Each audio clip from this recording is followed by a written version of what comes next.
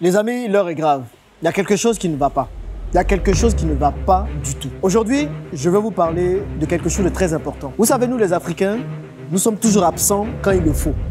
Et ensuite, nous venons pleurer, dire « Oh, l'Afrique n'appartient plus aux Africains.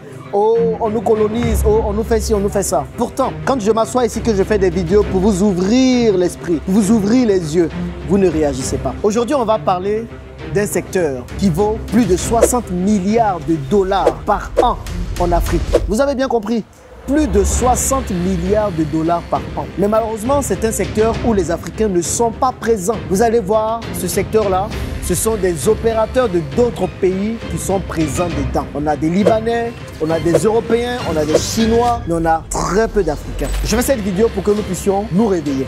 C'est un secteur dans lequel moi-même j'ai commencé à investir. Je vois la manne financière qui se trouve dans ce secteur-là. Et si vous ne vous réveillez pas, ça va être compliqué. Et dans cette vidéo, je vais vous partager 5 idées cruciales, importantes pour que vous aussi, vous puissiez profiter de ce secteur. Parce que les amis, je suis désolé de vous le dire comme ça, mais nous dormons trop. Si vous êtes là pour la première fois, bienvenue sur l'Investisseur Africain. Je m'appelle Jean-Yves Bragbo et je partage ici tous les contenus nécessaires pour vous permettre, vous, de réussir vos investissements en Afrique.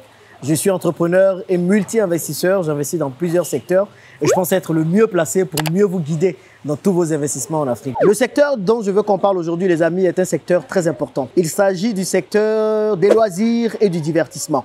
C'est un secteur qui vaut plus de 60 milliards de dollars par an en Afrique.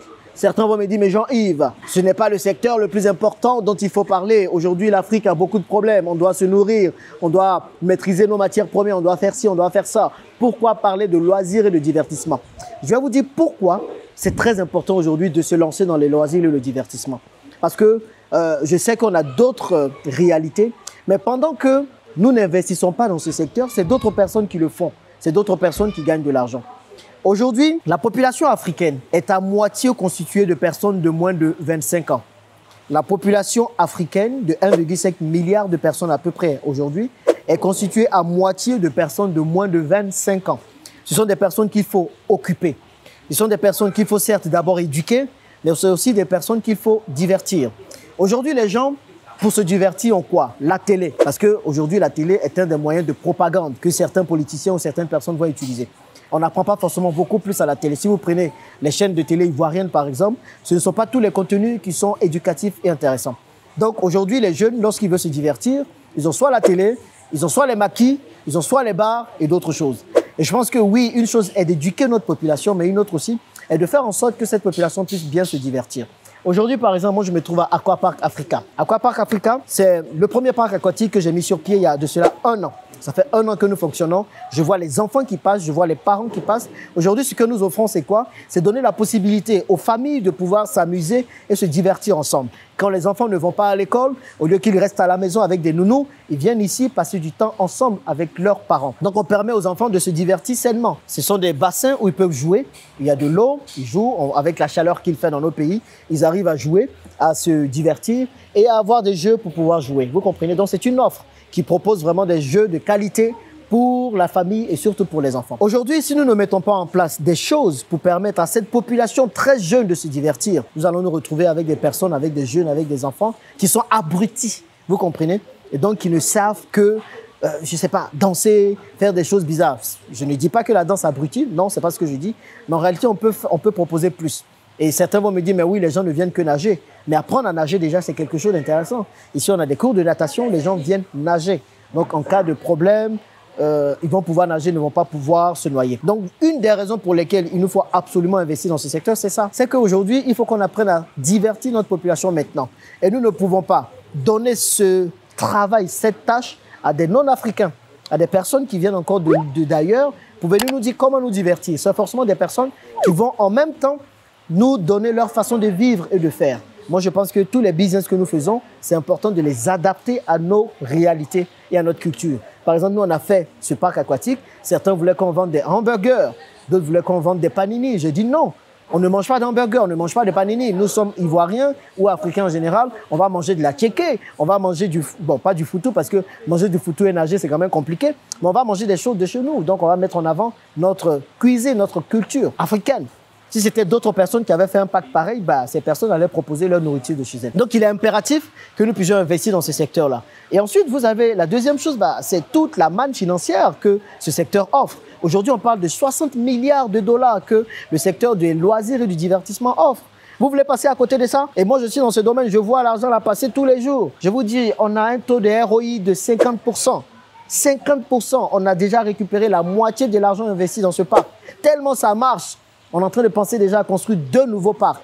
Je ne vais pas en parler dans les détails ici parce que les sorciers vont ouvrir leurs oreilles. Mais il y a 2 nouveaux parcs déjà que nous sommes en train de vouloir construire. Et il y a un très grand parc sur plus de 2 hectares que nous entrevoyons construire. Maintenant, si vous voulez vous lancer, certains vont me dire, mais Jean-Yves, quelles sont les idées pour se lancer dans les loisirs et tout ce qui est divertissement? 5 idées. Simple. Première idée de business pour se lancer dans les loisirs et le divertissement. C'est tout simplement d'offrir une salle de jeu. Par salle de jeu, je vais entendre une salle où les enfants peuvent venir s'amuser. Aujourd'hui, les parents n'ont plus envie que les enfants restent à la maison avec une nounou. Parce que les nounous, on a déjà entendu toutes les histoires possibles avec les nounous qui frappent les enfants, les nounous qui empoisonnent les enfants, les nounous qui laissent les enfants sans surveillance et les enfants qui, depuis des étages, tombent et se blessent et décèdent. Donc, on a trop entendu ce genre d'idées-là. Donc, les parents, maintenant, ici en Afrique, cherchent de plus en plus des endroits où emmener leurs enfants juste pour être gardés et au-delà de la garder, pouvoir s'amuser. Donc, vous pouvez prendre un espace simple, ok, ça peut être une villa, et puis vous offrez des jeux dans cette villa pour les enfants d'un certain âge. Les parents viennent, ils déposent leurs enfants et les enfants peuvent jouer. Les enfants peuvent jouer des jeux de rôle, ils peuvent jouer au médecin, ils peuvent jouer au dentiste, ils peuvent jouer aux mathématiciens. Donc, vous proposez comme ça pas mal de choses différentes pour que les enfants puissent passer du temps. Et là, l'avantage, c'est que vous pouvez facturer à l'heure. Vous pouvez proposer toutes sortes de jeux, ça peut être des ballons gonflables, tout ce que vous voulez. Ça pour avantage de ne pas coûter trop cher. La deuxième idée, c'est tout simplement de lancer des parcs aquatiques. Ça, c'est mon domaine de prédilection. Nous sommes dans un climat en Afrique où il fait chaud. Vous comprenez? Là, mais je suis en train de vous parler, là, regardez comment la sueur tombe. Et nous avons envie, pendant que nous voulons nous amuser, de pouvoir nous rafraîchir. Donc, le parc aquatique, pour moi, est un business qui est très intéressant pour les pays tropicaux. Et pour ouvrir un parc aquatique, il ne faut pas forcément 200 millions de francs CFA, 300 millions de francs CFA. Avec 50 millions de francs CFA, vous pouvez ouvrir un parc aquatique. Avec moins que ça, vous pouvez ouvrir un parc aquatique, croyez-moi. Vous n'êtes pas obligé de faire un truc gigantesque comme ce que nous voyons là. Vous pouvez faire un truc à taille humaine, vous comprenez, sur 500 mètres carrés ou peut-être un peu moins. Forcément, vous aurez moins de personnes qui vont venir, mais je suis sûr que vous allez rentabiliser. Et les parcs aquatiques ont pour objectif et ont pour avantage surtout de vous permettre de très vite rentabiliser votre argent. Si c'est fait comme il le faut, si c'est fait comme moi je le fais, avec les systèmes que j'ai mis en place, en 2 ans, vous pouvez récupérer votre argent investi. Et les parcs aquatiques sont une idée de business dans les loisirs et les divertissements à ne surtout pas négliger. Et c'est la deuxième idée pour que vous puissiez vous lancer dans le secteur des loisirs et des divertissements. Troisième idée, escape game. Je ne sais pas si vous connaissez c'est quoi un escape game. Un escape game, en fait, c'est tout simplement des jeux que nous réalisons dans des pièces fermées. Ce sont des jeux, en fait, d'ingéniosité, ou j'ai envie de dire d'intelligence. On met des personnes dans une salle, dans une pièce, et puis on leur donne des indices. Les pièces sont fermées, et c'est en fonction des indices qu'elles vont pouvoir sortir des pièces dans lesquelles elles se trouvent. Donc, on peut avoir plusieurs thématiques, plusieurs univers, et en même temps, c'est éducatif. C'est que les gens jouent tout en apprenant. Parce que ça fait appel à votre cerveau, vous voyez. Et on peut l'adapter à nos réalités africaines. C'est que, imaginez, vous faites un escape game et puis on donne des questions sur les rois africains, sur l'histoire africaine. Les énigmes tournent autour des rois ou des histoires africaines ou des royaumes africains. Vous voyez, les gens vont, ils s'amusent et en même temps, ils apprennent quelque chose sur l'histoire africaine. Je trouve que notre histoire n'est pas assez relatée, n'est pas assez racontée ni contée. Donc, il est important que ce genre de jeu-là puisse nous permettre de nous retrouver dans ce sens. Vous comprenez?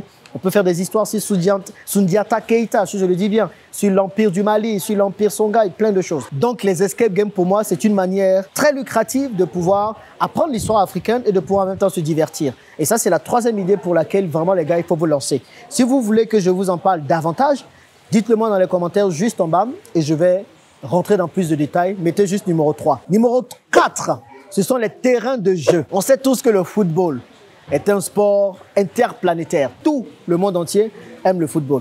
Et nous ici, en Côte d'Ivoire et dans la plupart des pays africains, nous avons ce qu'on appelle le Maracana. C'est des jeux de football, mais à petit comité, avec juste quelques personnes et avec des petits poteaux. Aujourd'hui, vous pouvez vous lancer dans tout ce qui est terrain de jeu. Vous mettez en place des terrains de jeu et vous faites louer ces terrains de jeu où des gens viennent, ils louent pour pouvoir jouer sur vos terrains de jeu. C'est une idée que j'avais déjà partagée quand j'étais allé aux États-Unis il y a quelques temps, je crois il y a 2 ans de cela. Et il y a des personnes qui ont plusieurs terrains de jeu comme ça et qui font louer le terrain au match. Il y a des gens qui viennent et qui payent 10 000 francs pour un match. Imaginez-vous, on vous paye 10 000 francs pour 1 heure pour un match. S'il y a 2 réservations, ça vous fait 20 000. 3 réservations, ça vous fait 30 000 francs CFA. Donc en une journée, vous pouvez vous en sortir avec pas mal d'argent. Et le gros avantage avec ce genre de business, c'est que l'investissement de départ n'est pas forcément conséquent, n'est pas forcément important. Il vous suffit juste d'avoir un terrain, de mettre de la pelouse sur ce terrain, peut-être même parfois même pas de pelouse, mais de pouvoir juste avoir un terrain praticable pour que les gens puissent jouer dessus. Donc cette idée-là est très intéressante. Et ne vous arrêtez pas seulement au football. Vous pouvez penser à du basketball, vous pouvez penser à d'autres jeux. Retournez un peu dans l'histoire africaine et voyez quels sont les jeux que nos ancêtres avaient l'habitude de jouer et proposer quelque chose qui va dans ce sens. Ça peut être, venez, on vous apprend à jouer comme nos ancêtres jouaient avant. Peut-être qu'on tapait aussi dans des ballons à l'époque, peut-être qu'il y avait d'autres choses. Donc, je le dis toujours, essayez tout le temps de trouver une connotation africaine à ce que vous faites. C'est ça qui va faire la différence. Donc, vous proposez ces terrains, les gens viennent louer et vous gagnez de l'argent. Et vous pourrez proposer en plus des boissons, des restaurants et des espaces de jeu qui peuvent être très intéressants pour vous. 5e idée de business, et je me rends compte qu'il y en a plusieurs autres là qui émergent de ma tête. La 5e idée, c'est les laser games. Je ne sais pas si vous connaissez les laser games. C'est tout simplement des espaces fermés où des gens ont des guns, des pistolets, et ils se tirent les uns sur les autres. Bon, ils ne se tirent pas à balles réelles, hein, à balles réelles, c'est juste des lasers. C'est pour ça qu'on appelle ça laser game. Donc, c'est juste des lasers et ça, les jeunes en raffolent. Donc, on simule 2 équipes, et puis dans les 2 équipes, on essaie de voir qui va gagner l'une, qui va gagner l'autre, en quelque sorte. Donc, ça, c'est un très bon business aussi. Ça rapporte énormément. C'est dit pour des jeux de 20 minutes, vous pouvez charger des sommes très intéressantes. 20 minutes, on charge 10 000. 20 minutes, on charge 5 000. Ça dépend un peu de la zone où vous le faites. Il y a déjà des laser games qui existent à Abidjan, mais vous pouvez aussi vous lancer dedans. C'est quelque chose qui marche vraiment bien. Pour l'avoir vu, avoir testé, avoir discuté avec des propriétaires de ces jeux, je peux vous dire que c'est quelque chose qui peut vous rapporter. Donc, en plus des laser games, quelques bonus, vous pouvez penser à des karting. J'ai déjà partagé ça aussi dans une précédente vidéo quand j'étais en Chine. Les karting aussi, c'est un business qui marche très bien. Et puis, il y en a d'autres. Vous voyez, il y a pléthore d'idées pour se lancer dans le secteur des loisirs et du divertissement. Ici, comprenez une seule chose. C'est à nous également de dominer ce secteur et pas à d'autres personnes. Oui, nous avons d'autres urgences. Nous avons besoin de pouvoir nous nourrir. Nous avons besoin de dompter nos matières premières. Nous avons l'intelligence artificielle aussi qui arrive. Il y a tout ça, je suis d'accord avec vous. Mais le divertissement, pour une population très jeune comme la nôtre ici en Afrique, est aussi crucial. Et c'est à vous de vous pencher sur ce secteur. Moi, j'ai un gros projet de pouvoir faire plusieurs jeux comme ça sur un grand espace. Il y aura un parc aquatique, le plus grand parc d'Afrique de l'Ouest. Je travaille dessus. Et puis également d'autres jeux. Ça va être des karting, ça va être des escape games, ça va être d'autres choses, des laser games et tout, sur tout un espace où les gens vont, ils s'amusent, ils apprennent, ils découvrent l'histoire africaine et tout va bien. Et l'argent rentre dans les poches de mes entreprises. Donc les amis, dites-moi ce que vous pensez de cette vidéo, de ces idées de business.